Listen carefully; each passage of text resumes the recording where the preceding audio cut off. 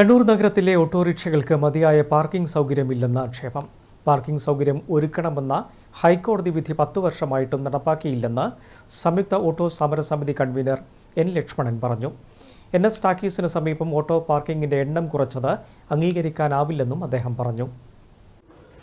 ഓട്ടോറിക്ഷകൾക്ക് മതിയായ പാർക്കിംഗ് സൗകര്യങ്ങൾ ഏർപ്പെടുത്താൻ കണ്ണൂർ കോർപ്പറേഷൻ നടപടി സ്വീകരിക്കുകയാണ് ആദ്യം ചെയ്യേണ്ടതെന്ന് സംയുക്ത ഓട്ടോറിക്ഷ ട്രേഡ് യൂണിയൻ സമിതി കൺവീനർ എൻ ലക്ഷ്മണൻ പറഞ്ഞു. കണ്ണൂർ NS ടാക്കീസിന് സമീപത്തെ സ്റ്റാൻഡിൽ 15 ഓട്ടോറിക്ഷകളാണ് പാർക്ക് ചെയ്തിരുന്നത്. ഇത് 8ആയി ചുരുക്കിയിട്ടുണ്ട്. ഇത് കോടതി ഉത്തരവാണെന്നാണ് കോർപ്പറേഷൻ പറയുന്നത്. ഇപ്പോൾ തന്നെ ഓട്ടോറിക്ഷകൾക്ക് മതിയായ പാർക്കിംഗ് സൗകര്യമില്ല. ആ സ്ഥിതിക്ക് ഈ തീരുമാനം അംഗീകരിക്കാൻ കഴിയില്ല. ഓട്ടോറിക്ഷകൾക്ക് മതിയായ പാർക്കിംഗ് സൗകര്യം ഏർപ്പെടുത്തണമെന്ന കോടതി ഉത്തരവ് നടപ്പാക്കണമെന്നും എൻ ലക്ഷ്മണൻ ആവശ്യപ്പെട്ടു. ഞങ്ങൾക്ക് പറയാനുള്ളത് 2015 ഹൈക്കോടതി ഉത്തരവ് ഇവിടെ നടപ്പാക്കണം. ഏതാണ്ട് 3000-ഓളം വരുന്ന ഓട്ടോറിക്ഷകൾക്ക് പാർക്ക് ചെയ്യാനുള്ള സ്ഥല സൗകര്യം കൃത്യമായി ഏർപ്പെടുത്തിക്കൊണ്ട് മാത്രമേ അതിന് ശേഷമുള്ള മറ്റ് നടപടികളിലേക്ക് കടക്കാൻ പാടുള്ളൂ. ഓട്ടോറിക്ഷകളെ സ്റ്റാൻഡുകളിൽ നിന്ന് ഒഴിവാക്കുന്ന നടപടികൾ അവിടെ നിർത്തിവെക്കണം.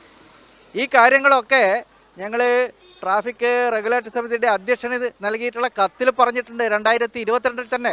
അതിൻ്റെ മുകളിൽ യാതൊരു നടപടിയും ഈ മേയറുടെ ഭാഗത്തുനിന്ന് ഉണ്ടായിട്ടില്ല. വെള്ളിയാഴ്ച ഓട്ടോറിക്ഷ തൊഴിലാളികൾ കോർപ്പറേഷനിലേക്ക് നടത്തിയ മാർച്ചിനിടയിൽ മേയറുടെ വാഹനം ആക്രമിച്ചിട്ടില്ല. CITU വാഹനം ആക്രമിച്ചുവെന്നും മേയറെ കയ്യേറ്റം ചെയ്യാൻ ശ്രമിച്ചുവെന്നും UDF കൗൺസിലർമാർ ഉൾപ്പെടെയുള്ളവർ പറയുന്നത് തെറ്റാണ്. CITU തനിച്ചല്ല ഈ മാർച്ച് നടത്തിയതെന്നും എൻ ലക്ഷ്മണൻ പറഞ്ഞു.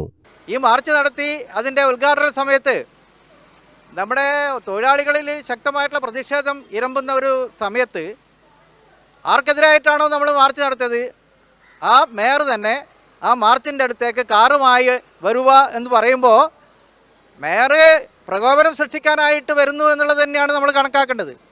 അല്ലാതെ ഓട്ടോറിക്ഷക്കാർ മേയറെ വളയുകയോ അല്ലെങ്കിൽ മേയറെ ഓഫീസ് ഉപരോധിക്കുകയോ ഒന്നും ചെയ്തിട്ടില്ല.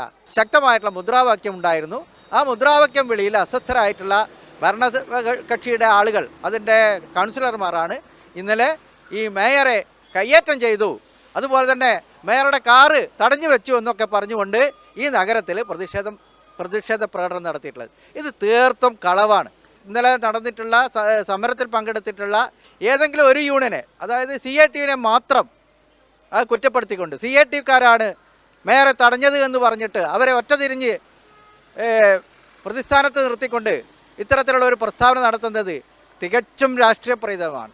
ഇന്നലത്തെ സമരത്തിൽ ഒരു തരത്തിലുള്ള രാഷ്ട്രീയവും ഞങ്ങൾ ഉന്നയിച്ചിട്ടില്ല, ഞങ്ങൾ പറഞ്ഞിട്ടുമില്ല.